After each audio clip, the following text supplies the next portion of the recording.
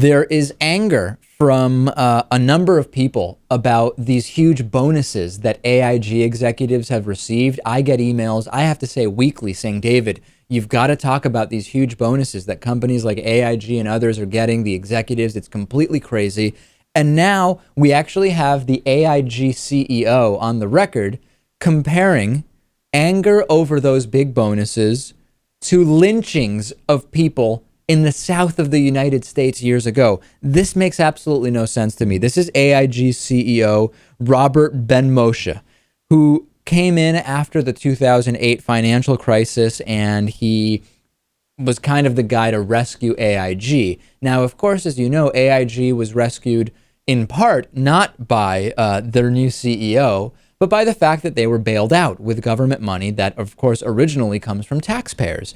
And now their CEO is saying that outrage over these bonuses that they've promised is just as bad as when white supremacists in the American South used to lynch black people. Here's what he said. He says that the uproar over bonuses, quote, was intended to stir public anger, to get everybody out there with their pitchforks and their hangman nooses and all that. Sort of like what we did in the Deep South decades ago. And I think it was just as bad and just as wrong. So there you go, Lewis, being angry that taxpayer money is now going to exorbitant bonuses for a company that had to be bailed out by the government because of all the shady stuff they were doing. If you're mad about that, it's like lynching a black person. Talk about a sense of entitlement. I mean, how detached from reality is this Robert character? That's exactly right. I mean, maybe next time, first of all, maybe next time the government will let AIG hang out to dry. But Lewis is spot on here. This is the broader point here, is not the comparison of anger over bonuses to lynching black people, as absurd and sensational as that is. But it's the entitlement mentality.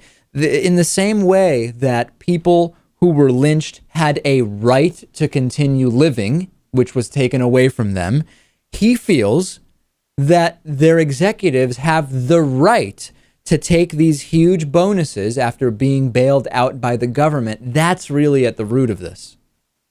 Yeah, it's despicable. I mean, I guess maybe I'll never understand it. When you're making $20-30 million a year, why it's necessary to have a $20 million bonus.